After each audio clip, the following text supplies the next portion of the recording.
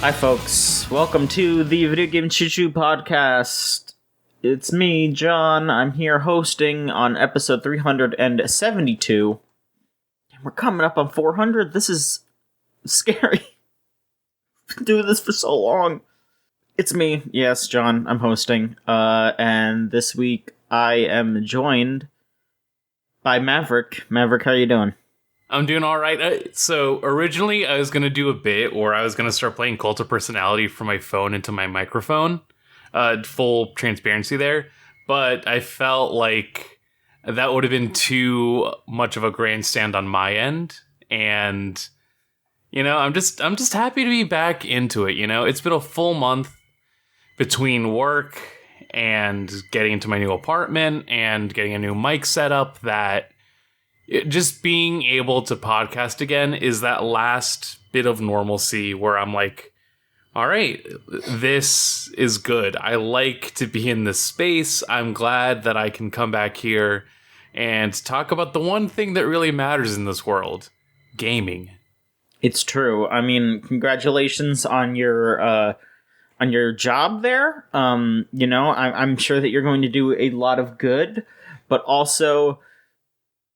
it's time for games, and nothing will stand in the way of a gamer and their games. It's time for games. The kids are away. Like, I can say fuck. Yeah. Do you know how hard it is to not say fuck in front of children? It eats away at me. It's something you don't really process until you're faced with it. Like, oh, I am going to be in... I wouldn't even be able to say deep shit. That's what I'm saying. It's such a part of you that you don't even think about it. And then, you know, when you're faced with the terrifying repercussions of, oh, if I say a cuss in front of these kids, it's over. I mean, that's it's specifically when it comes to, like, working with kids in the city, because...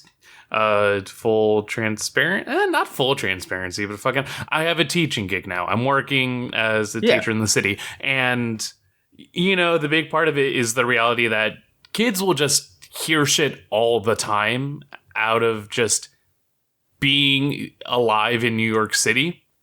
And so it's much less like being the insular model as it is just having to be like the person that's saying like, all right, watch yourself. I've had to do more work to be like, dude, you cannot use gay in a derogatory manner. Like, I know that you're 10, but also knock it off already.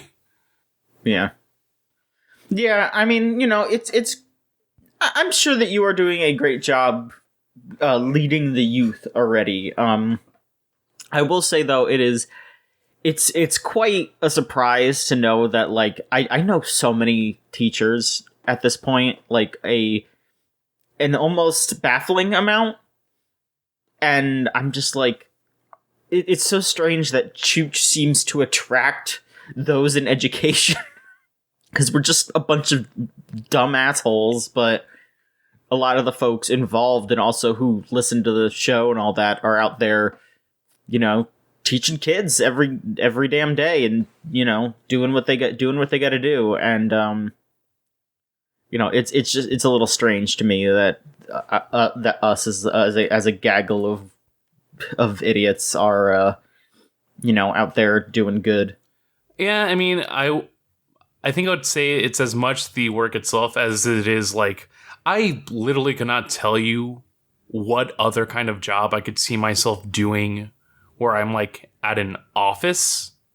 I struggle because I've try to go to a few places and to try and hear the job description. It's like, what am I doing? What I know that I'm supposed to sit here and type stuff, but also like, what is that? I don't know what this, you're telling me to write about numbers. You're telling me to write about sales. That seems fake. Telling a kid to like not pee himself or to like pay attention because we can't just constantly talk about Fortnite. Well, that's at least more like feasible and tangible to me. But, you know, different strokes. Yeah, you're just like, oh my god. What I wouldn't give to also to just be able to talk about Fortnite all day, but we can't do that. We have to learn. I'm sorry. You're gonna learn about these poems, but also when I am not having to be the center of attention and the one that has to give you information, of course I want to hear about your victory royale last night. Exactly. So I have to say that there's a lot of news that happened this past week. I'm scrolling through our news section of our Discord server, and a lot of stuff got announced, and like a lot of stuff that I completely forgot about. That I didn't update the news section with all this stuff, which is kind of crazy. But I feel like we could probably hop right into one of these bits of news because talking about Fortnite here.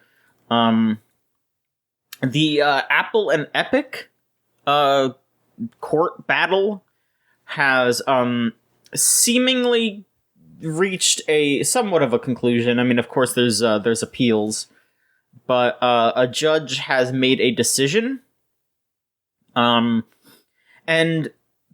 basically made it so they both kind of lose, but Epic really walks away with most of the victory here. I'm not really one to understand legal jargon here, but basically the grand scheme of things is that Epic has basically lost most of their charges. Like they have not won their court case because their case was fucking horrible. But Apple also has to let apps use external payment. The judge basically went, all right, you're both stupid. Shut the fuck up. Get out of here. So, I approve of that in a way, I guess. This is a huge blow to Apple, and I mean, it will probably help other, apps and other app makers, which is good. But, Epic, it only really has to pay, like, okay, I know I'm saying only a couple $1 million, but I think I saw someone tweet out that, like, the equivalent money that they are, like, being forced to pay Apple is, like a few hours of Fortnite. So they're not losing anything, really. They Epic has basically won this, even though they, don't really, it's a strange thing. It's a strange thing that, like, Epic kind of basically lost, but they've also won, but Apple has, like, basically completely lost. It's weird. It's American court bullshit. Who fucking knows? But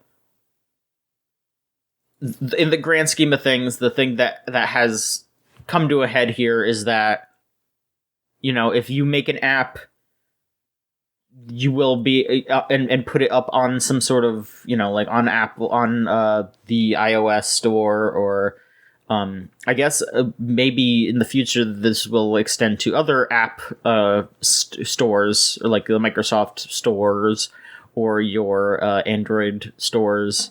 You will be able to host your own payment processors. So, Apple or Android or Microsoft or whoever won't necessarily have to get a cut of what you're charging. It is very funny to think about. I'm looking at the article, and I just love to see Tim Sweeney, Epic's founder, said in a tweet, "The ruling isn't a win for developers or for consumers." And then, like, just being able to scroll enough to go like, oh, you're still going to make money, though. So shut the fuck up. Yeah. Like, oh, God. Every piece of information about this lawsuit, I am very eager to see this lawsuit come up in a textbook, because I think it is a prime example of people not knowing how to go through court rulings, and specifically I think the long-standing reality of outdated or yeah, just like very dated judicial systems having to address and focus on new means of commerce, where every other like question was just like a judge trying to make sense of anything that was going on, and it's like, oh god, just every single record about this case is a morsel when it comes to just pure stupidity. And this it was legitimately hilarious to keep up with. Let's be real. Yeah, no, it fucking it was great. Every single update was just like getting to read a new Garfield comic. And for it to all end in just the most the equivalent of both people having to lose in a very just Tom and Jerry-esque demeanor, where no one's. You could say that there's a winner, but it's very funny that in one hand, Apple technically won. On the other hand, Epic is still able to get a majority of its cuts and shares, but then also both kind of just floundered about for several months and trying to get any kind of a ruling for this whole case. Yeah, and a judge basically just went, "All right, both of you shut up, get out of my courtroom. Like, you're all idiots, please leave." I'm tired of these gamers, their ways. I don't fucking blame them. That just everything about this was just completely off the goop, and I'm glad it's over. I do hope that this leads to better cuts for, you know, your smaller apps, like, you know, some other creators will maybe be able to kind of leech off of this and use it to make a little bit more money, which will be nice. But yeah, I don't care about Epic making more money. I don't give a shit. I mean, I'd rather they didn't, but I'm just hoping that this turns out better for others. Yeah, ultimately, I think regardless of the actual ending to this case, it's at least in a scenario where, you know, Apple didn't completely undermine an entire industry or fuck shit over so that we had to do more to try and commemorate Steve Jobs. # never forget. For real. Do you want to keep going with news, or do you want to talk about games that you have been playing? Because you have more than I do, which is pretty wild considering that you have a job and I don't. Well, I say that I have more games, but it's more like here are things that I've been able to pick up on and just have been like on my mind for a bit. You know what I mean? Mm-hmm. Sure. No, I can go ahead and at least start with the one thing I actually did start playing. Okay, go ahead. Yeah, so quite recently, now that I have money, I was able to go and pick up Game Pass, and that meant that, oh shit, Psychonauts 2 is out. Let me go ahead and play that. So, the original Psychonauts. John, did you ever play the original Psychonauts? I think I've put my hands on it. I have not. I've meant to go further into Psychonauts, but it's not something. It is a hole in my gaming repertoire, as it were. I would say that as well. I think that when I consider the original Psychonauts, I see one of those things that like literally me at 10 years old going like, wow, this is a game that's like made for me. It's got the guy that voices Zim from Invader Zim. It's all kooky and wacky. It looks like an Ed, Edd n Eddy cartoon. Like it was something that was so built for a weird kid like me that the main thing that prevented me from actually playing it was the fact that I didn't own a PS2 or an Xbox at the time. And even as it like just sat on the Steam library for $5 or just had multiple ways, or I think if I look at my Steam library right now, I think I do own the original Psychonauts, and I've just never gotten around to playing it, which that's on me. That's my beef. But you know, having the chance to actually experience Psychonauts and its story, it ultimately did seem like that thing where, you know, if I tried to process that as a 10-year-old, a lot of stuff would have gone over my head, or just like it wouldn't have fully clicked. But at the same time, I think I would have benefited from a story that wanted to at least have some sort of say about, you know, what it is to grow up, what it is to have the experience of trauma to a capacity. So fast forward to Psychonauts 2, and I think it is very 2021 and to an extension 2020 have been very interesting years in terms of what I would call legacy games. You know what I mean?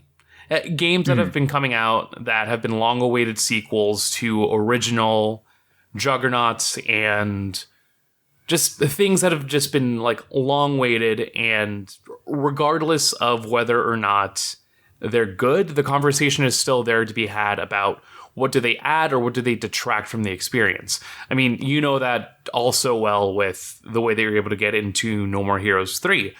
I literally have a whole spoiler cast about Neo The World Ends With You because of the thoughts surrounding that. And so getting into Psychonauts 2, my immediate thought is just like, if I were to ride that line of thought that this is a 2005 cartoon, just Saturday morning, like people are getting hit, everything's funny, everything's a little bit edgy, and like fart jokes here and there. This takes that step further where it's like, all right, we've grown up a little bit, we're still gonna have fun, but also, you know, the game upright starts with a content warning of just like some of the things that come up, some of the themes that are being addressed, and ultimately states like, this is a game about healing, this is a game about recognizing trauma and being able to rise up from the actual experience of trauma and being able to work through and cope with it, and to also be better from it. I don't think that is a message that would have come out like 15 years ago when the game originally came out. And it's very interesting to see that just be so front and center right off the bat. And it makes me think about, you know, if I'm going with that Ed, Edd n Eddy through line, I'm thinking about the movie that ended that whole series, where it's like, we're still going to have our fun, we're still going to have our jokes, but also we recognize that like the people that grew up with this content also have had a lot to experience and go through, and so let's dig a little deeper so that we can have a little bit more fun. And to an extent, like, you know, the game is literally set 3 days after the event of the original Psychonauts, is capping off the stuff that had happened in Rhombus of Ruin, which I didn't get the chance to try out, but it's there, it's available for people to go through, and we just immediately hit into the next story beat of, you know, Dr. Lobato, the guy that in the original game was like taking all these brains to do nefarious bullshit, trying to figure out like, okay, like who do you work for? We're setting things up for this next piece of story. And the immediate, it is funny to think about Psychonauts in a post-Inception and post-Paprika context. Because I think like the whole concept of entering someone else's mind and recognizing the way that the psychological context of what we perceive the mind to be, in terms of game design specifically, if I had to list all the games that focus in on that as a theme or as a core mechanic, there are so many at this point, between Superliminal, between just like Portal to an extent could be seen like that. There's so much media that loves to play around in the literal figurative headspace. Like we love to think about our thinking, and Psychonauts 2 has been really having fun from what I've seen so far, into just delving into that even further and wanting to create evocative levels that really just dig deep into, if this person has one bit, like if the dentist's whole bit is going to be he likes teeth, we are really going to go in on that, where we also have to warn you, hey, yo, there's some freaky teeth shit like 5 minutes in. Be prepped for it, because it is stunningly grotesque. I think Double Fine is a really good producer of the astonishingly grotesque in like a way where, again, the only other person I can think of that rivals that is a Danny Antonucci or a Yonan Vasquez. These are all layered together in a way that just really makes sense. It could only make sense that Psychonauts 2 could come out like right now. You know what I mean? Only now, when the people that like grew up on that content are now in their 20s, 30s, and really just having to grapple with other content in a way where it's not requiring like a safety cushion to come back to this. It's not like, oh hey, like come back, hang out with Raz, have a fun adventure. It's more like, even though Raz is still 10, he has also done growth. He has done a growth. He has done a learning. He has become woke and based and pilled. And, but in a way where, you know, if that's still going to be your focus and the way that you interact with the world, then there is still going to be some fun to be had through that. And so I haven't gotten too far into Psychonauts 2, but I've at least gone through the first big world, and the gameplay is so good. Like, as someone who nowadays just sticks so often to 2D platformers or roguelikes or JRPGs, having a full-on 3D platformer that is just fun to move around in is such a breath of fresh air, especially when so many have tried and failed to do that. Ukulele. It's so rare to, or like, if we think about the concept of what's a good 3D platformer, it then just devolves into open world, and then it just is like, okay, we'll make a Breath of the Wild, which is fine, but there's a ocean of difference between making a Breath of the Wild like that open world, you can just do whatever you want, sandbox simulator, and here where it's like, no, we're going to define the play space, but we still want you to have as many tools as you can to manipulate that or to just explore it. And so levitation comes back from the first game. You're still able to project your psychic blasts, pyrokinesis. You know, you get to set shit on fire. Like a lot of the old powers from the first game come back and are just retooled so that they feel crisper, they feel nicer. From what I can see, you can't exploit the levitation in the way that you did in the first game, but also, you know, the levels are designed with that in mind. It's not cumbersome to traverse a lot of the area so far.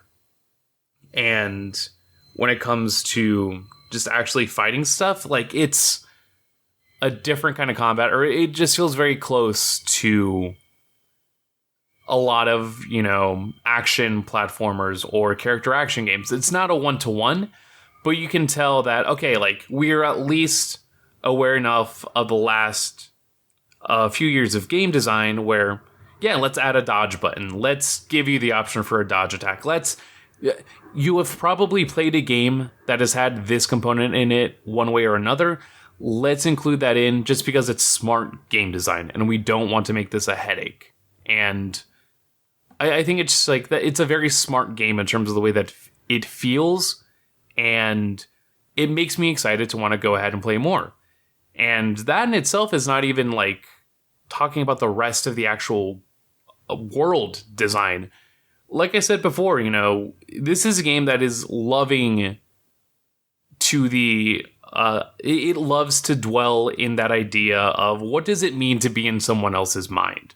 You are literally diving into the brain of someone else and having to wrap yourself in that headspace. Let's just get really wild and wacky with what that means, where you will warp seamlessly from one world concept to another.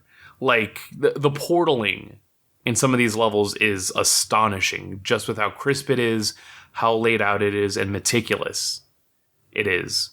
And, you know, when it comes to stuff that you can do in these levels, you have your figments of imagination that you can collect to build up your rank, and that lets you get points to upgrade all of your telekinetic abilities, your psychokinesis abilities. Like, you can just, it's, if you played a 3D platformer before, if you've played something with an upgrade system before, these are things that you can still find tangible, and it is eager to include you in a way where it's like, we're not going to bore you with trying to get every little detail of what the system is. And I think it's also good that, when it comes to accessibility, there's a lot of features available to you where if you just want to experience the story, that is up to you. You can just set things to where you need them to be so that you can just have this story and not worry about the combat. If you want to up the combat a bit, there's definitely that challenge. Like, I died on one of the bosses just out of like an unfamiliarity with the patterns, but also like, oh, cool. Like, there is enough of a challenge for me there that I still need to be on my toes, that I still need to like be focused. And, since this is a story that takes place like 3 days after the events of the original, you still have some like favorites. Like, you're still hanging out with Sasha 9 and Mia from the first game. You still have Lily coming from the camp over here. It seems like she might be playing a larger role. I'm still figuring that out. But also, like, I think a lot of the new characters definitely just showcase some of the new writing and just are great ways to further expand on some of the thematic notions that the first game carried in a way where, we can't necessarily go back and say, hey, here's some crazy people. We're going to dive into the minds of crazy people, where ultimately, it was done in a way that I would say still gave humanity to the people in that first game. Like, it wasn't, and Psychonauts 1 was never a game of ostracizing people. It was definitely something I think that struggled in a way, like, it struggled in the positive sense to come across with the idea that, hey, people that think differently or, atypically, or neurodivergent folk still have humanity, still are worthy as people. It's just a matter of getting to understand them. That sense of metaphor is still present, but with that as well is years of research into mental health, years of being able to process not only just what it means to play with this as a concept, but also really get into understanding, like, hey, how many of us actually are neurotypical? How many of us are also just reflections of the characters that we have created?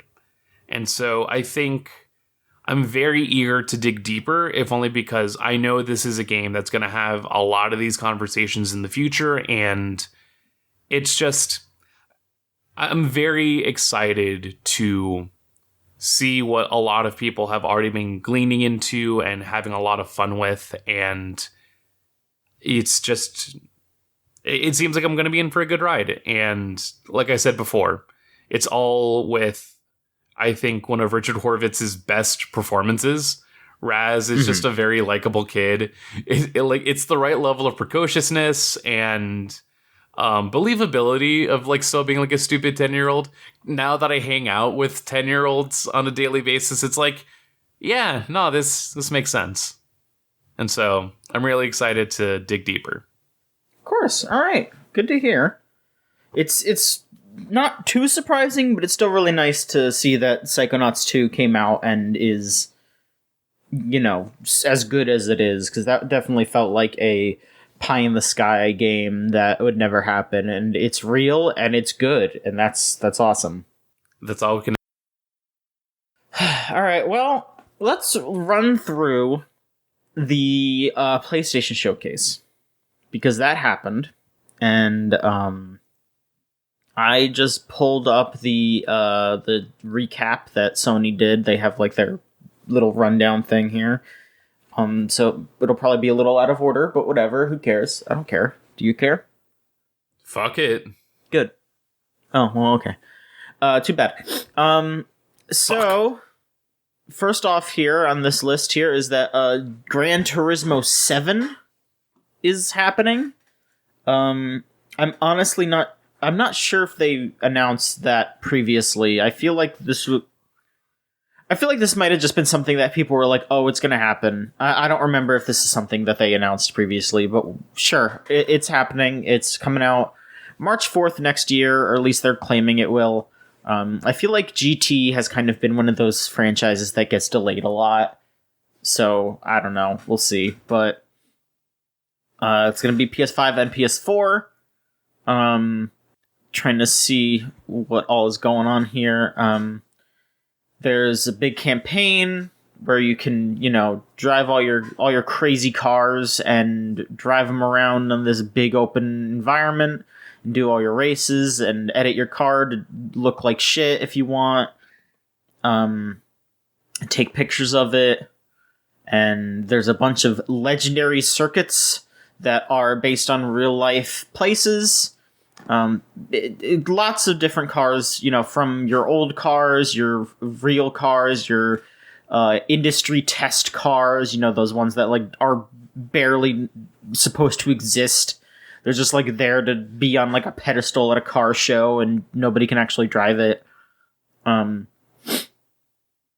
They have all those cars. Pretty much anything you would want if you are into cars. This seems like a really, really neat game.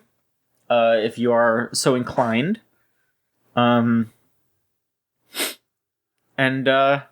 It's celebrating like hundreds of years of love in cars because they have like really old cars. I guess not hundreds. How long have cars been a thing? I think we are getting to the 100-year anniversary. When did the first car?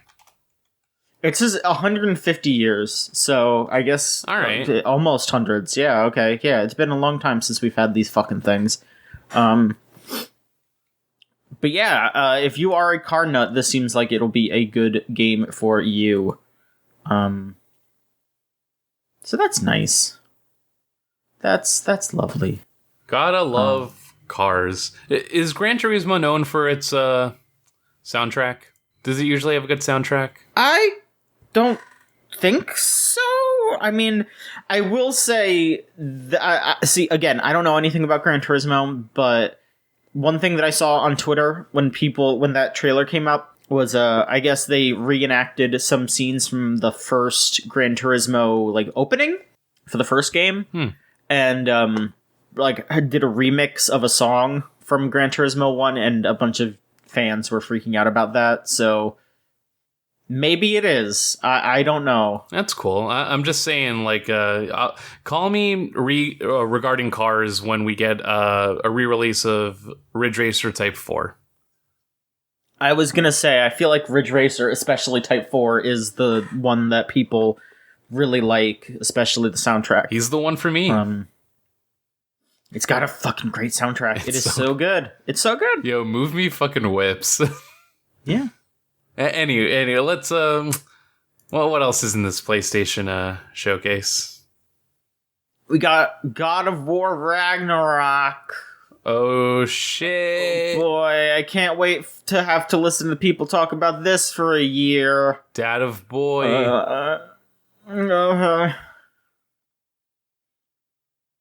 I'm tired already. Yeah, so is Kratos. Boy. He's pissed as fuck, and he's not ready. He's ready to yell at people and swing his axe and his swords and kill everybody. It's gonna be crazy. Him and his son are going on an adventure to try to stop Ragnarok, and you get to go to all 9 realms and meet all kinds of Norse gods, and that's it.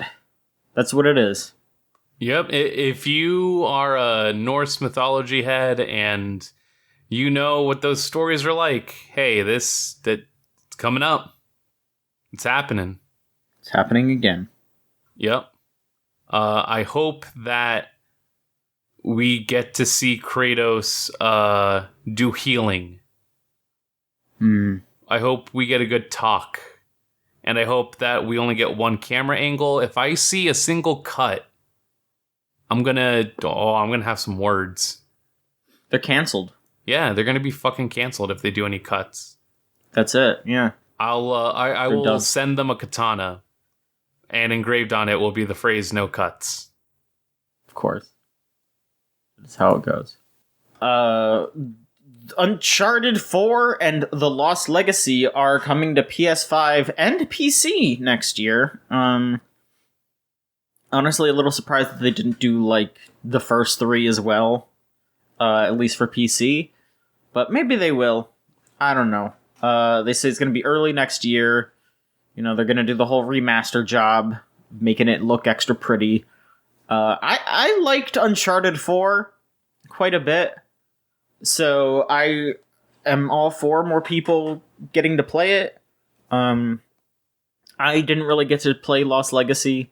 Cause I tried to play it during a Game of the Year, like crunch time when we're all trying to catch up on shit. And I was just like, I'm not fucking doing this. I don't want to do this. So I don't know. Maybe I'll give Lost Legacy a shot this way. But, I like Uncharted. I know there's a lot of issues with Uncharted. I know that folks are sick and tired of Naughty Dog, but I think that Uncharted is still kind of fun. You know, talk as much shit as you want. I will agree with some of it, but I still do very much enjoy Uncharted. Yeah, I mean, God, Uncharted 2, the demo for Uncharted 2 is definitely the one thing I played so much at my local GameStop back when, right. I could not afford any games for the PS3 era. But also, you know, I would not be disappointed about just being able to give a full revisit of Uncharted. I think that is definitely a more inspired approach to the narrative experience that Naughty Dog is constantly trying to find itself focusing on nowadays. If anything, right. It's the fact that when you're cribbing on something, you're cribbing on Indiana Jones, at least. And that is, for all of its own problems thematically and in terms of just greater sequential narrative and just that, for all the faults that I can give it, it is also just like, oh, it's the dude going on adventures and he does the whip stuff. Like it's a formula that's going to be fun, if anything else. So, yeah. And I can't wait to keep making jokes about how Nathan Drake is constantly falling off his shit and going, no, because that will never get old to me. He loves to do that. He loves to be like, oh, I hate when this happens. Yeah, but secretly he loves it. Secretly he's like, damn, I love when I'm falling off of something and I grab onto something at the last second and I'm like, whew, and Sully's there. And he's like, wow, Nate, good job. That's right. That's the classic Uncharted character of Sully. And then he's going to play Crash Bandicoot with his wife. That's also what he loves to do. He fucking loves Crash Bandicoot. Just loves it. We have, I apologize if this is mispronouncing it, Chia? It's an indie game that they showed at the event. It's based on the New Caledonia culture. It's made by a studio called Awakeb. It's coming to PS4 and PS5. You play as a girl who has the ability to basically Super Mario Odyssey herself into animals and, you know, perform tasks as you're running around as a crab or flying around as a bird. They said they want to make the game feel like a toy box, which is pretty cool. And, you know, you can also do some gliding and, you know, do all kinds of little missions to bring people together on the island that you live on. It seems like a really, really gorgeous, really fun little game. I don't even know if I'd say it's little. It does seem pretty substantial. It looks pretty neat. So there's even a little guitar mini game like The Last of Us. So it'll be in a good game this time. That's right. Yeah, this looks so much fun. I'm always glad whenever we get to see just very inspired takes of, you know, when it comes to the open world. Like, it's very easy, I think, for me to look at this and try and say, oh yeah, it's a Breath of the Wild, like, but also it's wanting to do bits of Breath of the Wild, bits of Mario Odyssey, like you had mentioned, but in a way where it's like, hey, let's also incorporate our own culture into this. Let's incorporate something that still makes it feel different, if only for the fact that it's going to be a different kind of focus. And Totally. that's honestly sometimes just giving a fresh coat of paint to a house that's already a solid foundation is what you need for a stellar presentation overall. So I'm excited. Honestly, did not know anything about it, and I'm like, hey, it's going to be pretty neat. They showed more footage of Deathloop, and every time they keep putting out footage of Deathloop, I'm just like, stop. Just put the game out. I don't need to keep seeing it. Please stop. It's out in 4 days. Holy Y'all are shit, good. really? You don't just... I mean, yeah, from when we're recording. Yeah, it is out extremely soon. God. It looks fucking cool, but also, yeah, they don't need to keep showing it at events. I wish they would just be done. Yeah, let it simmer. Just, it's gonna get all of the, it's gonna get all the focus it's gonna need. I'm sure that there are gonna be several of us. There are gonna be so many episodes of highlight reel just filled with Deathloop. It looks good, though. Oh, yeah. We got Blood Hunt, which is that Vampire the Masquerade. I think it's a first-person game. Oh, No, it's not third person. yeah. It's third person. It's the third-person shooter where you're running around as a vampire, killing each other. It looks okay. It's free to play. So you're going to be going around customizing your vampire, doing all kinds of crazy vampire shit, running around, probably gliding, you know, maybe turning... I don't know about Vampire the Masquerade. I don't know if you turn into a bat. I don't know if you turn... I feel like this is the kind of thing where you just turn into smoke. That's probably what you turn into. Yeah, probably. I need a Vampire the Masquerade DLC campaign where it is just... They get everyone from What We Do in the Shadows to just, like, voice their characters. And I just need Nandor going, I'm killing people in the video game, and I'm trying to do my best to be the warrior, and I have the warrior's code. And then Matt Berry's like, holy shit, I'm killing people. That's I like my vampires funny. No offense to Vampire the Masquerade, but I'm just saying. Of course.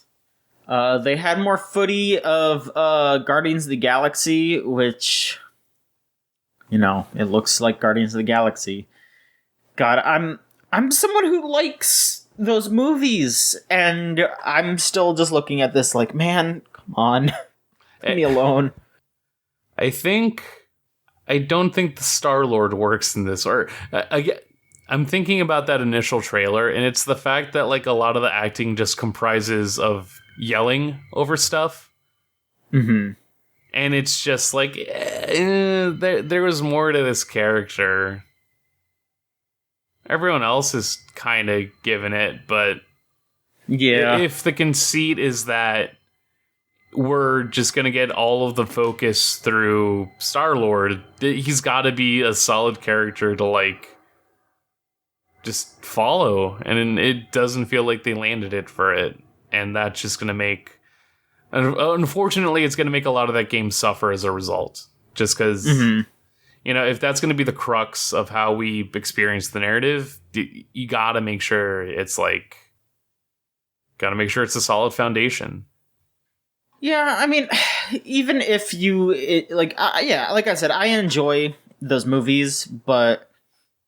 You know, like, those movies it's an ensemble, you know? Like Chris Pratt isn't, like, he's an important character, and, like, he's good in the movie, but, you know, it would not be anywhere near as good if, like, Dave Bautista wasn't killing it, if, you know, if everyone wasn't killing it in that movie. Like, I don't even need to be, like, to pick one by one. Like, everyone's really good in those films, and that is how it works, and, you know, even if, like...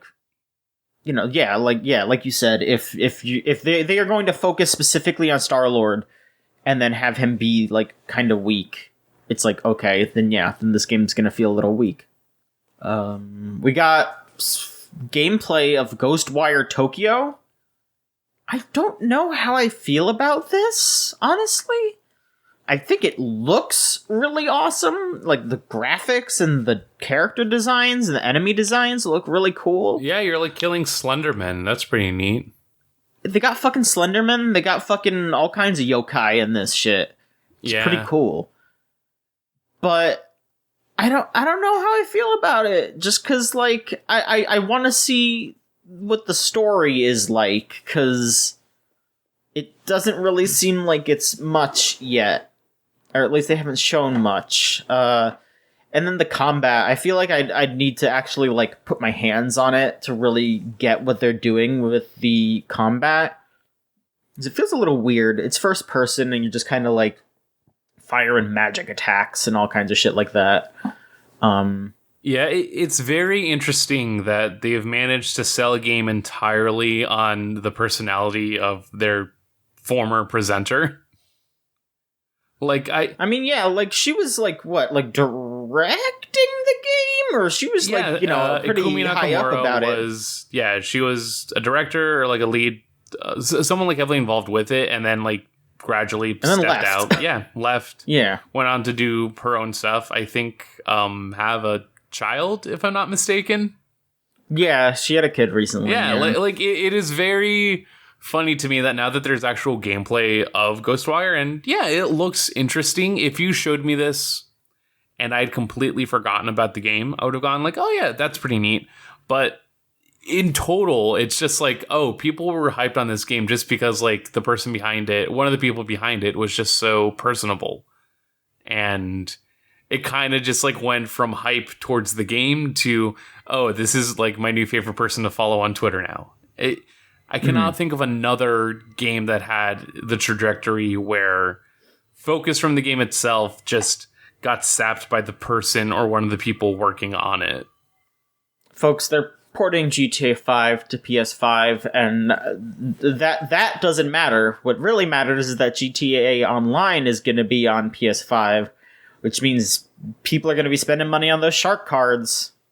Congrats to GTA. I have never played a GTA game. I played some of them when I was younger, because my younger brother, he was playing that shit when he was, like, single digit age, which is probably not good. It's the norm at this point. Yeah. I mean, he was just running around, like, shooting people, which, you know, again, probably not great. But yeah. How many years removed from the fact do you find out, like, oh, this game has missions? Yeah, I remember trying to do the missions as a kid and just not caring because, you know, I was old enough to understand that I wanted to have a story in my game and, you know, like, see what was going on, but I was too young to really grasp, like, what was going on in the game. Like, okay, yeah, I'm gonna go kill these guys. I don't know why I'm doing it. And now that I'm an adult, it's like, oh, it's because Professor Pecker told me to do it because the prostitutes down by the dock were getting harangued by the cops or whatever the fuck. I don't know. That's funnier than what GTA would actually have. I was going to say, like, is that a Saints Row reference that you were making for a second? That sounds like Saints Row. I don't fucking know. It's too much. I don't care. GTA is just it's a fucking institution. I don't know what to fucking say about it. I don't care much for it, but I also get why people have fun with GTA Online. I also hope that people realize that the reason why GTA 5 keeps selling copies over and over again is because they have those fucking shark card bundles where it's slightly cheaper to buy it with a copy of the game, so people just keep buying the game over and over again, which is pretty funny. Yeah. I mean, yeah, of course people are still buying it, don't get me wrong, but, like, that's why it's still, like, at the top, because people keep buying those bundles. Yeah. Alan Wake Remastered. That is real. It's coming out October 5th. It's going to be on PC, Xbox, and for the first time on Sony consoles. The game whips ass. It's got both the DLCs. They updated the cutscenes and environments and visuals, and Sam Lake recorded a making of commentary which I don't know. I probably want to hear that. That sounds fun. They redid Alan Wake's character model, so everyone who loves Mr. Wake will get a brand new sight of everyone's favorite Stephen King pastiche. There you go. Shoutouts to Remedy, honestly. Like, I feel that with the success of Control, really just came this whole coming together of like, oh yeah, like all these games live in their own fun little space. Like, I've never heard anything bad about Alan Wake. I feel like it came out in this specific time where there was a lot of supernatural focused games, not necessarily horror in itself, but just like in that space of, I think, wanting to fill a Resident Evil or a Silent Hill. A lot of stuff came out of the woodwork, and it's nice to see that stuff like Alan Wake is able to get into its own space just for virtue of wanting to do its own thing. And, you know, like also living in a more rooted concept of its horror or its like horror elements. Seems neat. I honestly would love to give it a shot, especially now that like I have Control in the back burner at some point. So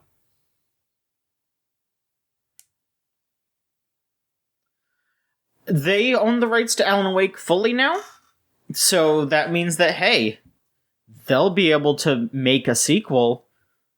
I mean, you know, they already did the Alan Wake DLC for Control, and, you know, I'm sure that them doing a remaster is probably them testing the waters to make a sequel to Alan Wake, or I mean, I know that they said that they are making some sort of new Control game. I don't know exactly what kind, but you know what? I mean, if they just went forward with like, hey, we're just going to make Control 2, but it is also Alan Wake 2 because Alan Wake is there, and you know what? Like at this point, if they're going to lean into Control and like just make like since Control is basically the SCP Foundation, just make Alan Wake like a fucking researcher there and just have him be Dr. Wake and have him fucking help out fighting all the not SCPs. Control 2 featuring Alan Wake from the Alan Wake series. Exactly.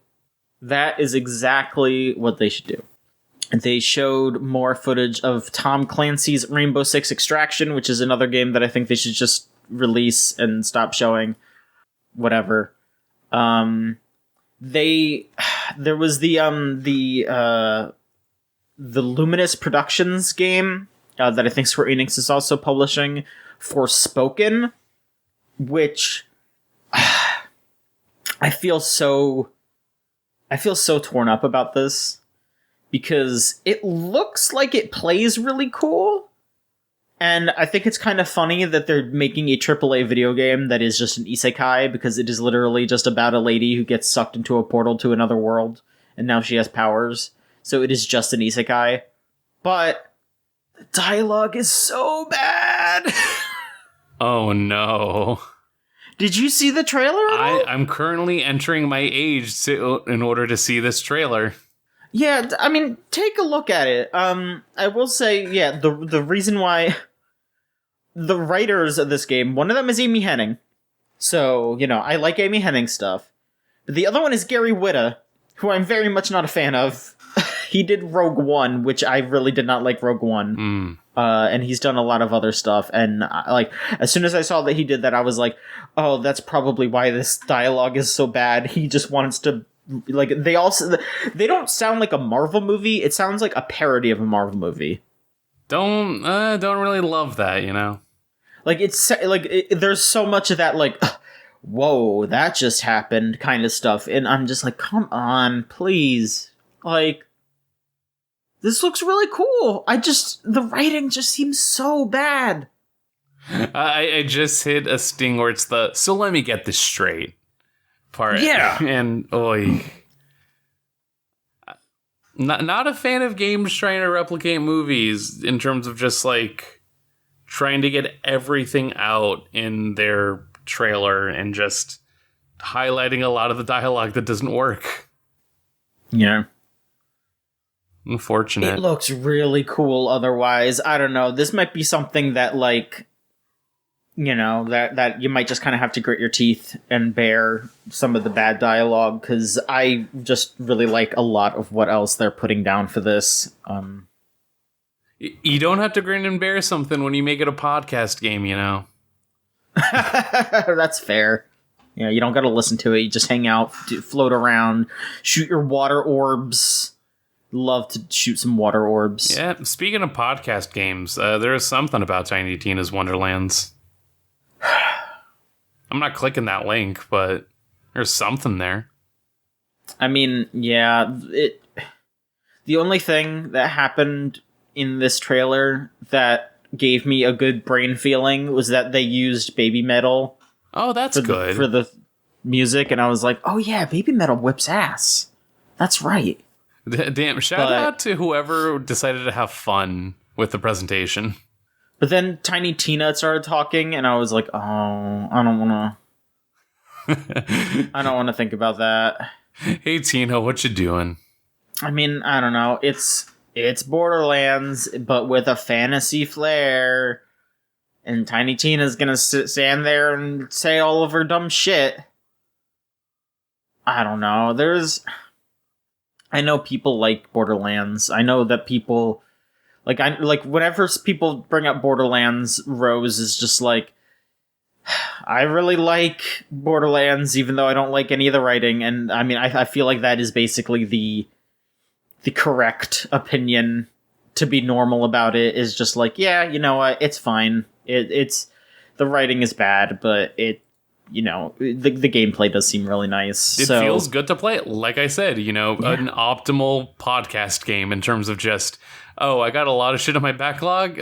Literally spent a summer just doing as many missions as I could and just continual shooting, continual absorbing of me clicking the buttons to make it feel good.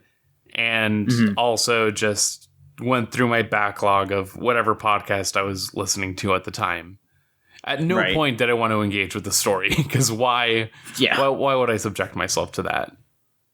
Don't need to see the badass of badassness or whatever the fuck. Like, yeah, I'm good. Give me the DLC where I have to help a guy get a USB drive from the medieval times. That's gonna be in this one.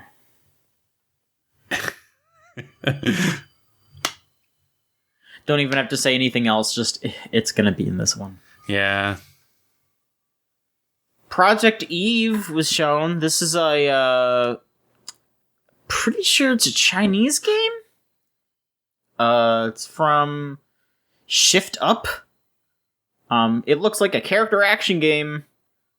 It looks pretty sick, you know? Like, it looks like it plays really well. They are leaning a bit on how sexy their main character is. You know, whatever. I think the combat looks pretty nice.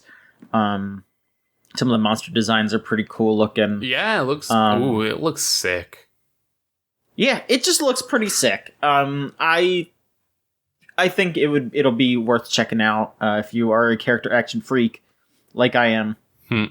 I will probably check this out. Yeah. And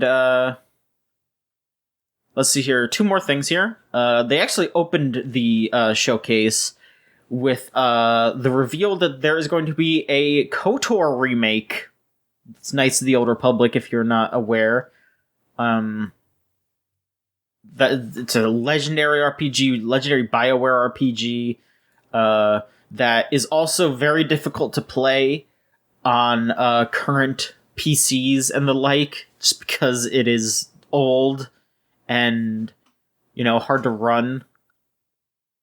But they are doing a remake, which will also, you know, help, you know, with more current sensibilities. It's being done by Espier, who they actually they made Stubbs the Zombie, if you remember that. They've also done a lot of ports. They actually did, funnily enough, they did an iOS port of KOTOR back in 2015. So, like 6 years later, they're making a remake. It's pretty interesting. they have mostly been a port studio, so this is, I guess, their biggest game that they have done themselves.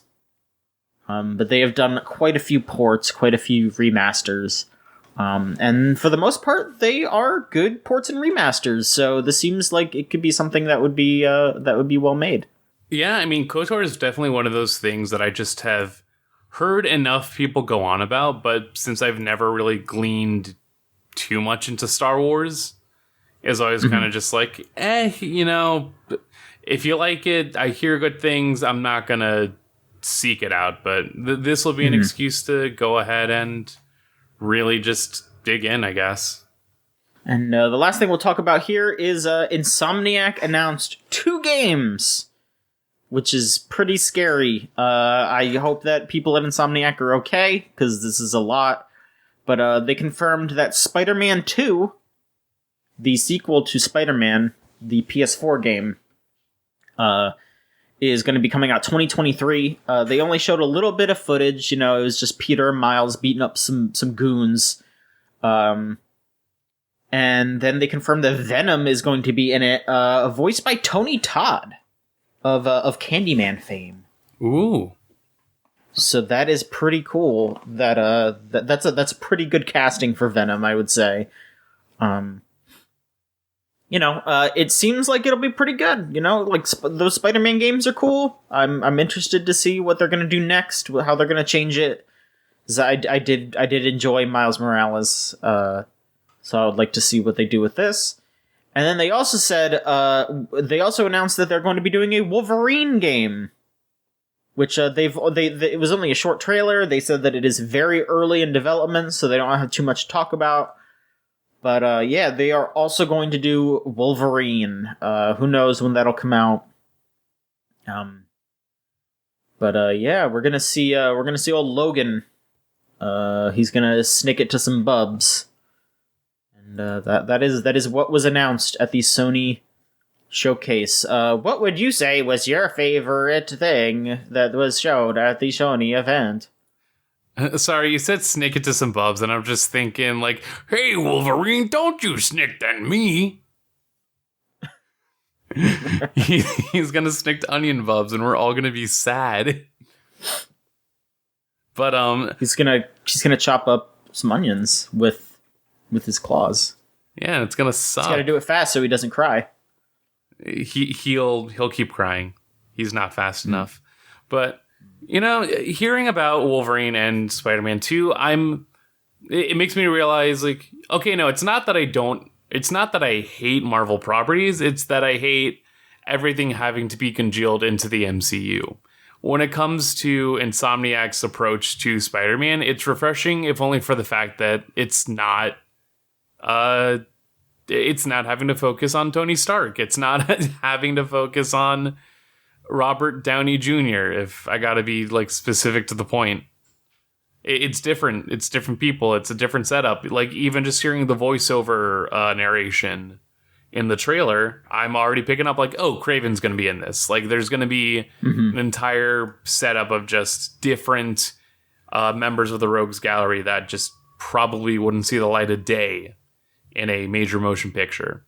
And so to say the same with Wolverine, I mean, in general, any content involving the X-Men and mutants of any kind is going to be just applauded for the fact that they kind of just drop that in major iterations of Marvel content. So I think, for the most part, like, people that are going to be diehard about it, they're in for a treat. And then even just outside of that, Insomniac has shown that they are capable of carrying I would say the rock-steady approach to character action, superhero licensed games. So I'm eager to pick them up. I'm sure the costumes are going to be fun, the accessories are going to be neat, and yeah, they're just going to be fun. I don't mind a game when it's fun, even if it is just a bigger part of conglomerate, because fuck it, I'm hitting buttons, I'm having a good time, I'm easy to entertain.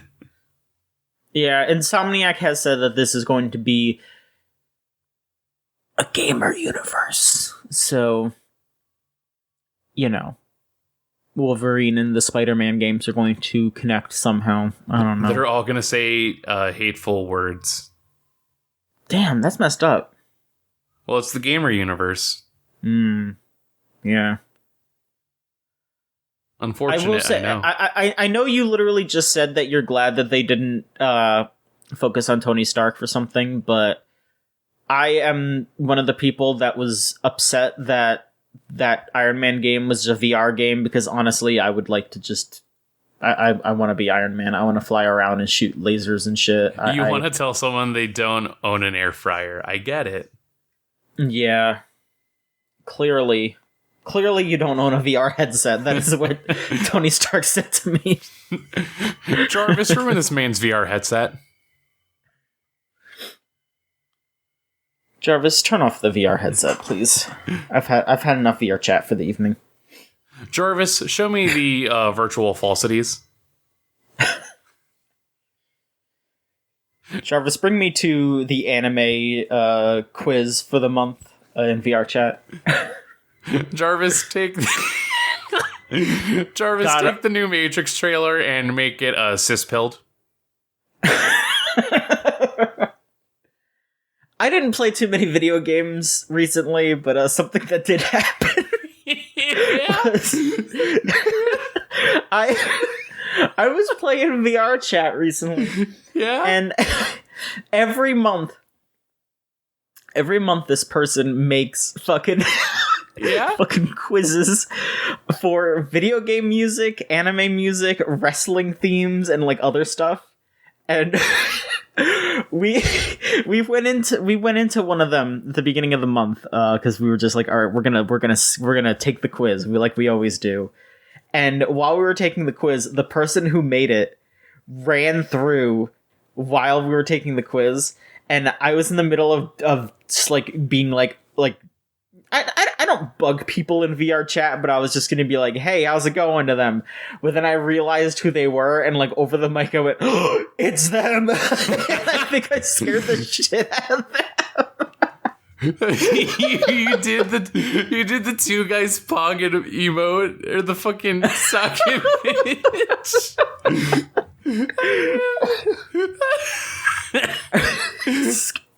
And then here's the kicker. Here's the kicker.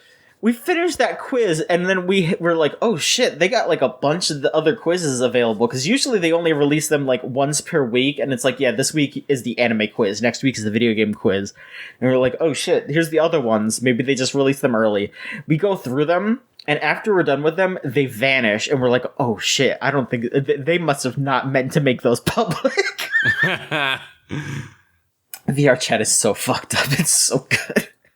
Gotta love it. Gotta love chaos on the internet. For real. Let's see here. Another bit of news here. If we're gonna keep talking about Sony real quick. The customers, the community have successfully bullied Sony into making it so if you buy the PS4 version of Horizon Forbidden West, you will get the PS5 version for free. Which was not the case for a bit there. They were going to have a digital deluxe edition or some other bundle, like special edition that was more expensive. That would have been the only way to upgrade if you had not, if you didn't just buy the PS5 version. But they said that, I gotta quote Jim Ryan here, it's abundantly clear that the offerings we confirmed in our pre-order kickoff missed the mark. Sure. Yeah, congrats to people that like Horizon. I mean, I think that it should be free no matter what. They are saying that... they're saying that this will not be the case for stuff like God of War and GT7, which... I mean, come on, Xbox has that smart delivery shit. Like, come on. It's $10. Just give it to people for free. God damn it. Give it to people for free. You're gonna make that money back with like DLC and other expand. The people who will want to make sure that this becomes a money sink will make it a money sink. You can provide everything else for the bare minimum. Like, it's... Yeah. in the new reality of games as a service, it's very easy to see who is willing to provide and supply for the service, and then who is willing to try and just keep it at the game level. And I feel like, yeah, just it's $10. You can live with finding other ways for people to spend that $10. Yeah. I mean, basically, what I'm trying to say here is that everyone needs to just keep bullying Sony. Yell at them, tell them to fucking quit it. Do exactly what you did with Horizon, but for all their other games, and hopefully they knock it out. They knock it off. You gonna cry, Sony? You gonna shit and cum? Yeah, shove him into a locker. Tell Jim Ryan that he looks like a fucking fool. Just give him a swirly, and then maybe they'll stop charging extra money for no reason. Maybe. Who knows? You gotta keep doing it. Bullying works sometimes. Sometimes. You can take it from me, a teacher. Bullying works sometimes. What else have you been playing, Maverick? I haven't been getting into too much because, like I said, where's the free time nowadays? The other game that I finished, I've already talked enough ears about. And so I think the biggest thing for me was trying to find out, okay, if I know I don't have a lot of time to play the big storybook sequences that I want to get into, or at least can't get into them until I have a free session for the weekend, what else can I still play to keep my little gamer spirit alive? And as recently as today, I realized, oh, yeah, I have money. Let me see how the Project Diva DLC is going. Because, all right. Yeah, it's been a while, but Hatsune Miku, Project Diva, has been one of those games that I picked up, I want to say, a year or two ago, and just immediately fell into, because it's just oh, wow, this is a rhythm game that is clicking with me and is the kind of... it is the kind of frenetic nature that I vibe with, because I've tried other rhythm games on and off. Eventually I'll get into Oendon because Osu kind of sucks unless I buy a tablet, I guess. But didn't really click with Osu, didn't really click with a lot of Muse Dash and stuff like that. There were other archetypes of rhythm games that I never really got into until I had given Project Diva a chance, and that was the one that, specifically the arcade setup, I eventually got around to Project Diva X, but I don't play that one as much. But that, funnily enough, I don't think I would actually be a part of Chooch if it weren't for Hatsune Miku, because, of course, getting into those games is what eventually led me into Solon Streams, and then from Solon Streams was the sparse invitation to be hey, try this out, and I'm oh, shit, all right. True story. Solon can vouch for it, but yeah, finally being able to go back, and the DLC basically is a lot of these older packs that came through, and then alongside that, a lot of the encore material that was already available for Megamix, the Switch port of basically the same game, which I also bought, but Switch controls kind of suck for a game that is kind of built to be played on either its own very ridiculous controller or the DualShock 4. And so it's good. When I'm trying to figure out what I want to do for short games, and just knowing that all right, if I have a packed schedule or if I got to go to bed in a few hours, let me do the thing that I can just pick up and quickly drop out, instead of agonize myself to try and do another chapter of Trails of Cold Steel, or find the right place to let an autosave go for something that is a bit more intensive and narrative focused. So it was a good reminder that oh, this is still a thing I like, and I am eager to have that as a quick pick me up, especially for the days that are a little bit shittier. So it's hard to game when you're a teacher. I'm just saying that outright. For real, yeah. You need to just tell the kids, listen, I know that you are not allowed to game during school hours, but I am the teacher, and I'm also the king of gamers, so you need to back off and let me get my Miku in while you all are doing your tests, alright? I know you all like to play Roblox. Like, it is astounding to me that I can say, oh yeah, back when I was 10, back when I was in 4th grade, I was playing Roblox. It is a weird level of full circle to the fact that, like, yeah, and I don't know, just to go on a quick observation of just the habits of gaming in this new generation that come up. Because, you know, like, you hear, like, soothsay, like, you have some of the kids that have been able to, like, stumble into a Legend of Zelda. Like, I have a kid, I think, who is into, like, Link's Awakening, and I'm gonna grill into that. I'm gonna, like, grill into some of the other stuff, but otherwise it's like Fortnite still has a stranglehold on the attention span of the youth, but, you know, it really is just a lot of Roblox, and understandably so, since it's always been marketed as a game where you can make just about anything, even with its limited control schemes. And on one hand, you know, it is being seen as a actual development tool. On the other hand, it exploits and makes profit off of literal children's, like, efforts to create levels. And that's fucked. But also, it's free.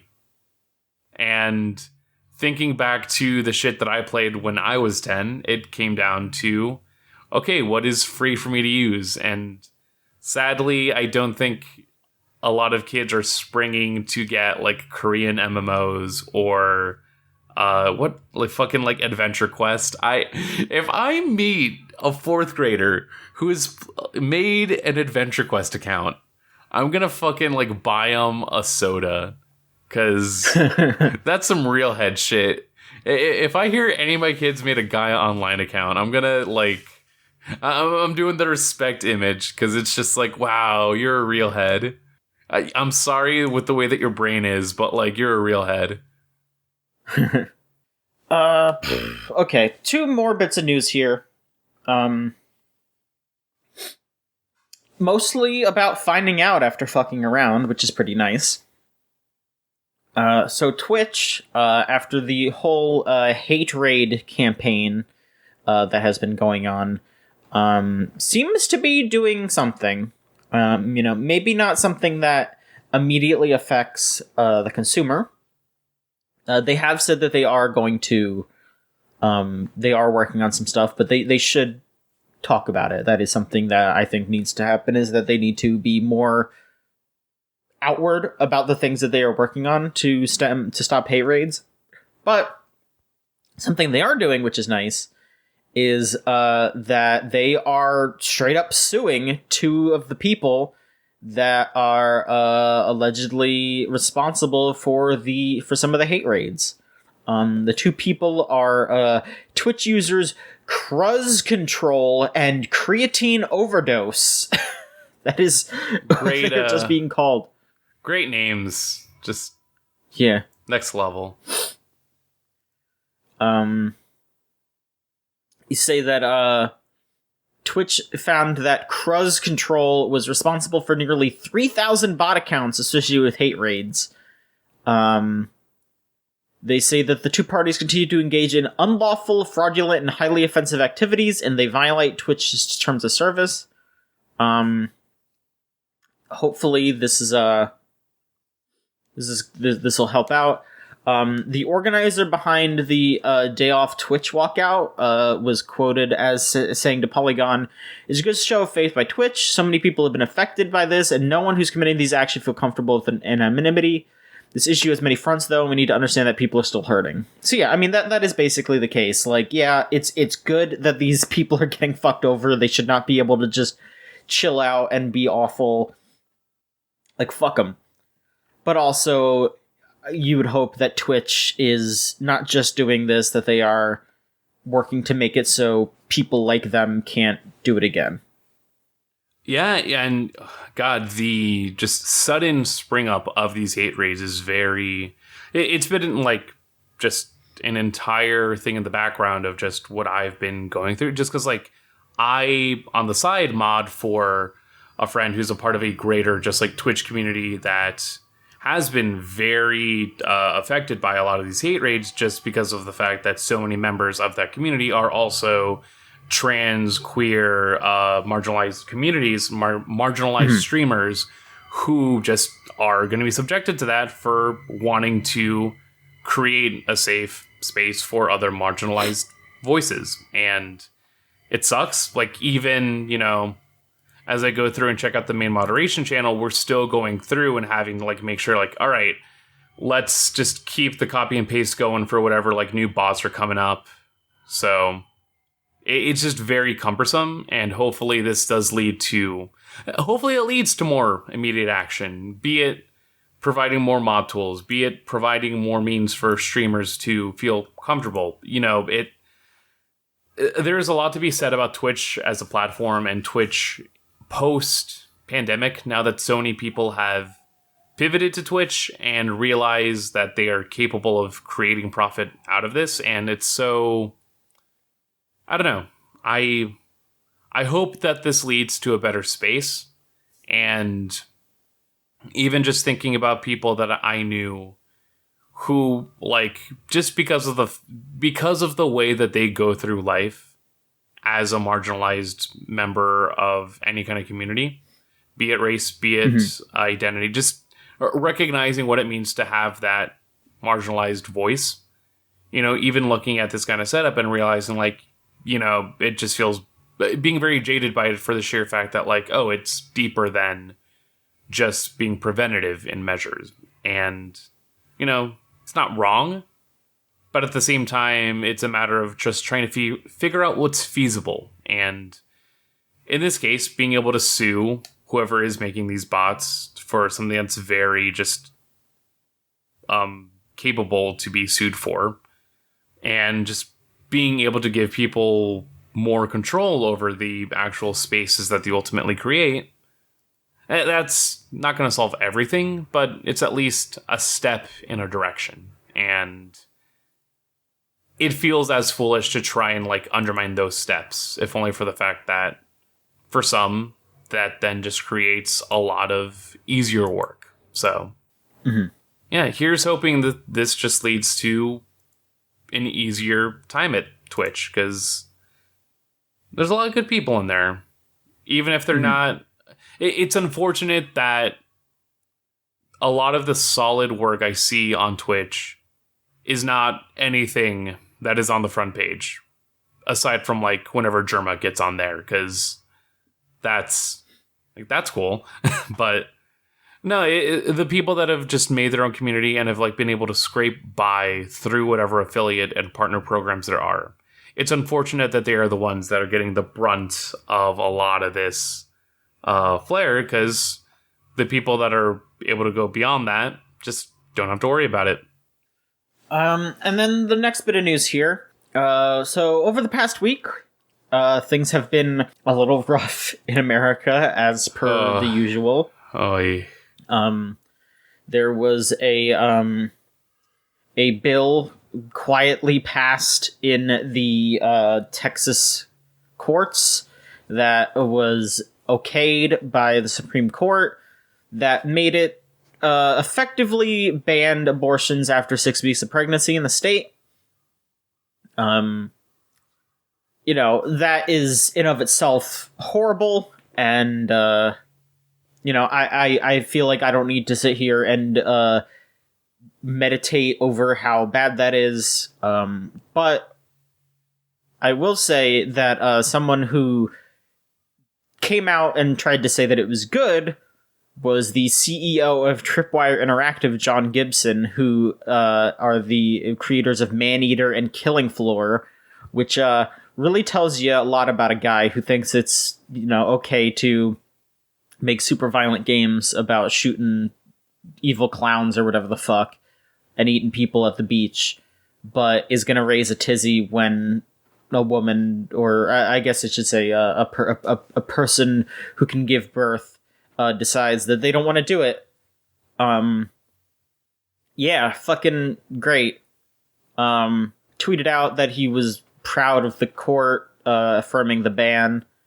And then pretty much immediately, everyone said, hey, fuck you, dude. You're a piece of shit. A bunch of co-developers, like the people who helped make Maneater, canceled their contracts with Tripwire. Torn Banner, who are the developers behind Chivalry 2, which was published by Tripwire, pretty much immediately said, yeah, no, we do not agree with them. They stand in opposition to us. They probably have a pretty binding contract with them, so it's not like they could just like throw it out or whatever, but they very immediately were just like, yeah, we don't agree with this. And now he has stepped down, this Gibson guy. Love to just really like I love to just show my ass as like big and wide as I can. Just love to show my whole ass when it comes to making public statements. Yeah. And I mean, ultimately, like the focus on like stepping down, like I believe that there are reports that also just like don't even mention whether or not he is officially removed from the company, or which then just means like, okay, yeah, like you lessen your role and don't have the immediate publicity, but you're still getting paid in some capacity, and that sucks. But yeah, like the biggest concern I think did come from just the fact that Torn Banner is now like by association having to make this immediate statement and recognizing like, yeah, no, like we need to just distance ourselves as best we can until whatever contractual obligations that, you know, keep Chivalry 2 as a like published entity by Tripwire, or like whatever. Like, it sucks. It's the very bare minimum legal work that you need to do to be able to say, well, we can't say fuck this guy, but also this is as close as we can get to saying it. And it's just very cumbersome to like keep that reminder. Fucking dumbass. Yeah, piece of shit. He is still kind of involved with these. He owns Tripwire. He is just not the CEO anymore. So yeah, fucking dude is still involved with the company. It's not really changing much, but it's garbage, like garbage person, garbage. Fuck him. Like I was saying earlier, I get that if I fail to give a child an education, I will get fired. When I can just spew shit from my ass because I own the company, I can still step down as a CEO, but then I still have stock or what. Like, it's so I love to be in a position where I can still spew shit and also know that because of the way capitalism works, I still have some stake that lets me get money from the thing I make or no longer make. Hey. I guess I could real quick talk about what else I've been playing. I didn't play too much. I've been also kind of busy just trying to live. I've also been sleeping a lot, which is nice. Man, sleep's so good. Sleep's it's great. Really good. Shout out to sleep. But shout out to getting a good night's rest. I played a little bit of Dead Space 1. All right. Because people were talking about that remake, and I was just like, I got that game. I don't need to wait for no remake. I could play it now. It's pretty okay. It's alright. It's not, like, amazing, but it's pretty okay. All the combat is just aiming at the dude's arms and their legs. And you're just floating around a little bit. Like, the gameplay isn't really that game. It's atmosphere. That game is all atmosphere, and that atmosphere is really good. So that's kind of it. It's just like, all right, yeah, I'm at this cool space station, floating around.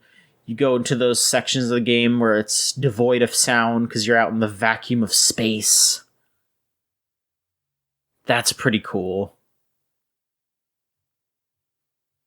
Sounds good. I'm too baby to play Dead Space. You know what? I am not a huge fan of being scared. I prefer to have things that aren't scary. Dead Space is so cliche in its jump scares that it loops around to being not scary. Because you're just like, okay, here's where they're going to jump out. Like, it's so easy to just be like, okay, there's going to be a guy around this corner. All right, yeah, there's going to be a guy jumping out of this. Like, it is so easy. It's not scary. You know what? Fair.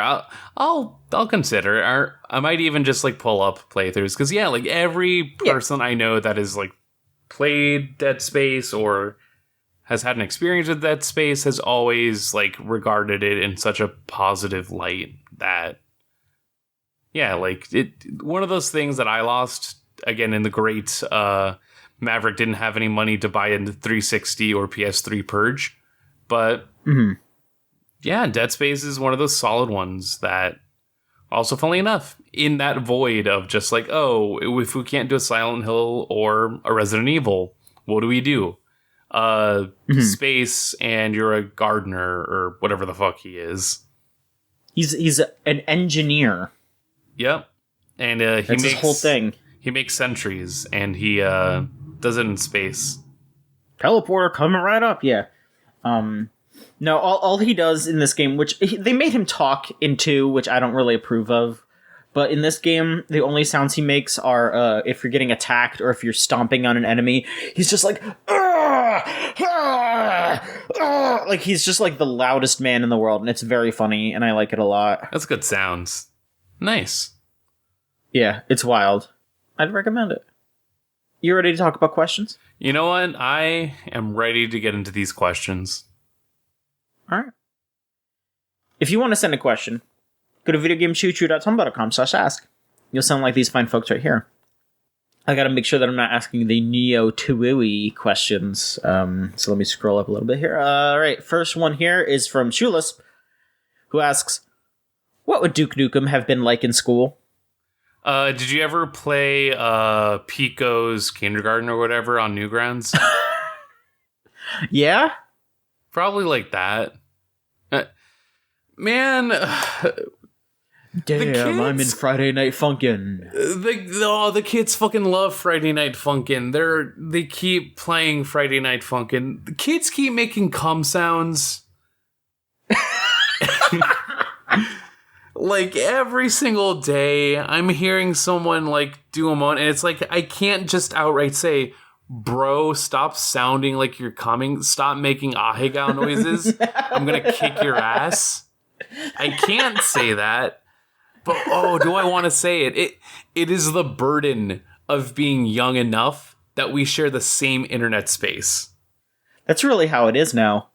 Because, like, otherwise I'm working with people that are, like, in their 30s, or, like, my co-teacher is, like, 35, and, like, very cool, but also, like, there is an immediate gap of just, like, lived experience just for the fact that I spent most of my childhood online. And it's an additional 10-year gap that is, like, shit, like, yeah, no, you don't. It is a different visceral reaction when it's just like constantly having to hear it. And Duke Nukem would not make cum noises, but he would just be like, guys, I don't understand what's happening in this story. I'm ready for snack time. So you're thinking about like elementary school Duke Nukem. I'm thinking about like elementary school Duke Nukem. I have to go to the bathroom. I know it's not independent work time, but I need to go because I didn't bother to piss while I was in snack time or break time. I'm hearing so many grievances. You know what? Shulis is also a teacher, so Shulis is probably just knows. He's listening to this right now, and he's got his arms crossed, and he's just going, "Yep, yeah." Yeah. Ugh. There, like I said, there's a camaraderie here now. Like, there's the Chooch teacher community. Like, you all are gonna like make your own like group DM somewhere, and you're just gonna be like, "Oh boy, here's what happened today." How do I access the Google Classroom? And then, My mom won't let me download Zoom. Oh, God. I'm trying to get through my obby in Roblox. Fucking, and then, Duke Nukem with the voice crack would be very funny. Balls of steel. That's right. Hey, guys, you want to play some baseball? God. I don't know if you would be a star student or, like, middle of the road. Jenny, will you go to prom with me? What clubs would Duke Nukem be a part of? You know what? Yeah? He would be in the AV club. Like, that's the thing that people never bring up, that, like, they never want to accept. He's constantly making references to movies. He's a fucking film nerd. He would absolutely just be like, I'm gonna have everyone watch Die Hard with me during Christmas time because it's a Christmas movie. Like, constantly going to the FYE after school and trying to find just like what would be a good double feature setup. I'm describing a thing I did in high school where for a while we tried to like tailor make fucking movie nights and Exactly. That is exactly what he would be doing. He'd fucking, oh my God, he'd be like, I went on Pirate Bay and downloaded some Stallone movies. Come over and watch them. Yeah. Oh God. The day that he figures out Neil Brain movies, his brain just like expands. Have y'all ever heard of Mystery Science Theater 3000? It's very funny to like he'd be a fucking huge MST3K head. What a nerd with just enough brawn to squash your skull. Exactly. Here's a horrifying question. Anonymous asks, what if Wario was squatting in your bathroom? I think they mean, like, what if Wario was, like, living in your bathroom? But I was just thinking, like, what if he was just in your bathroom, like, just, like squatting down? Yeah, Hyosange, I'd be like, Wario, like, there's not enough space for you to get your, like, little feet. I don't have a big toilet, but... I don't... Wario is welcome in my home. If Wario needs a place to crash, we can figure something out, but... He's got the fucking money. He just got a new game coming out, you know? He could fucking figure his shit out, you know? Like, yeah. I should be crashing at Wario's place, you know? I mean, I don't know if I'd want to, because all he has to eat is garlic. I like garlic, but not that much. And he's just farting all day. I don't need to deal with that, kind of. And I don't need that. The real secret, for me at least, is that I would be fine with him squatting in one of my bathrooms. Because, guess what? Got more than one bathroom. There you go. Honestly, like a big game changer in terms of just how I live my life. It's so good. Never do one bathroom. Never. Mm-hmm. Unless you're living by yourself. That's fine, but I got two other roommates. We have 2 full bathrooms and 1 half bath, and life is at peace. That's how you do it. That's right. That's how you do it. And Wario can live in one of them. Wario can live in at least one of them. I'll give him the half bathroom. Okay. Yeah. That's good. It's right by the kitchen, so he can just, like, cook up all the garlic. Look, guys, look, my greatest achievement. Yeah, I know. Wario, we know Wario, yeah. I'm more of a Wario Land 3 guy, and he's just like, ah! I'm more of a Shake It guy. Really well animated game. Oh my god, yeah. And to round us off, Harlequin Wheels asks, if there was a Danganronpa-style killing game with the Sci-Tube regulars, who would the first victim be, and who would be the killer, and what would their execution be? This is a fucking difficult question. This is hard. I mean, I think it would be I mean, the first victim would be Cyberknight. Like, let's not get it twisted. He would immediately. Immediately taken out, but by who? That's the next like question. So, I mean, would it be the guy that does all the Yu-Gi-Oh stuff in the big fucking Obelisk the Tormentor costume? Amukudari. I don't know. I think because I can see that through line at least. So, I mean, yeah, but like, I think Amukudari kind of see Cyberknight as like a friend. I think that would be like Cybernight's only companion in these trying times would be Amukudari because they would both be duelists. But yeah, that's fair. I think the thing is that for the longest time you would think that it was just like, oh man, like someone got fed up with him or something. But it was just like Cyberknight said something kind of snide to Review Bra, and that pissed him off. So I think Review Bra. I just think they would want to get Review Bra out of the way because he's, he seems kind of easy to pin a crime on, but I think he would still be a good killer. And for his execution, it's got to be something like that fits him. So I think maybe like, maybe it would be like he's someone like throws a radio in a bathtub that he's in or something. Oh God.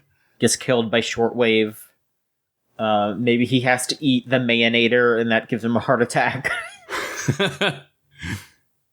He can't answer whether the spicy crispy chicken taco sandwich is a taco or a sandwich. And he gets shot. Yeah, he just gets ripped to shreds. Yep. The Chef Club stand-in would just be the horny chef from 2. Yeah, that's basically them. Yeah, pretty much. Just as horrible. I think I hate the fact that I could just, if I thought about it enough, there would be a like canon equivalent to half the shit that's on the SciTube. Yeah. Fucking Gundam Tanaka is just the otter life. No, I don't want to see Adi without Otterman. No. It'd be so sad. It'd be a different kind of life. Yeah. He would take see you next otter life. He'd take good care of the otters. Mm-hmm. God. All right, well, I think that about does it. Maverick, thank you so much for being on. Thank you for having me. It was a pleasure. It's good to be back. It's good for you to be back. Like it's great to hear from you again. So if you want to continue to hear from us in general, you can go ahead and go to videogamechoochoo.com, which is our website. Go to our Twitter at VGChoochoo, our Tumblr, videogamechoochoo.tumblr.com. We have a Facebook page, facebook.com/videogamechoochoo. If you want to look at our YouTube channel, you just search that up on YouTube. We don't have like a special URL, unfortunately. Our Twitch is twitch.tv/VGChoochoo. Our Patreon, which if you want to help us build our website, because we're getting closer every day to having a finished new website. It is happening. It is close. It is real. We've been having meetings about it. So if you want to help us pay for that, it's patreon.com/VGCC. Just $3 a month will get you access to stuff like Unlimited Railworks, our anime podcast, a whole week early. So you get stuff and also get to help us out, which is really nice. We have our Discord server, thegamezone.zone. You type that into your web browser and it'll bring you straight there. And I'd like to thank Melt Channel/Magic Circuit for our theme song Crush off of the album Magic is Real. If you want to listen to their stuff, it's meltchannel.bandcamp.com or magic-circuit.bandcamp.com. Make sure that you buy that stuff on the first Friday of every month, because then they'll get the biggest cut. Maverick, where can people find you? People can find me on Twitter at Mavsplaniamania. That's at MAVSPLANIA. And, I don't tweet as much recently, but I'm still around. I will eventually come back to my beautiful shitposting life, as long as I make sure to never mention that I have a Twitter while I'm at school. Yeah, please be safe. Oh my god, every day I'm checking just to make sure, like, okay, am I still at a reasonable follower count that I know I didn't give the slip, that I know I did not mention anything, or that like none of my kids figured out and like saw me take out my phone last minute. Like I'm good for now, and I think I'll be fine for a while. Like I've buried enough of the lead there. And in terms of site-wise, like I've been back in the booyah lately. You can find my review of Neo the World Ends With You up on the Video Game Choo Choo website. Spoilers, a very good game. And then for more legitimate spoilers, as of this recording, either Saturday or, most likely Saturday, there will be a spoiler cast for Neo the World Ends With You that Rose and I did. That was a very fun little retrospective on a game that we just both really came to enjoy and recognize that like we didn't think there was going to be like a barn burner, but goddamn, it really delivered by the end of it. It's good. You can find me at JOHN_MICHONSKI on Twitter. That's me, John Machonsky. And thank you so much for listening. We'll be back next week with another episode of the Video Game Choo Choo podcast. So long, everyone.